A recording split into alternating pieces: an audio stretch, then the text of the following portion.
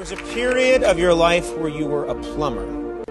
You were a plumber, and then you decided one day... if you're doing something and you're not interested or you have no passion for it, you should truly follow your passion.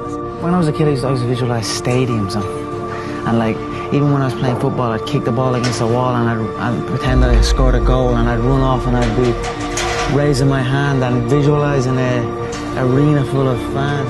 If you can see it here, and you have the courage enough to speak it, it will happen.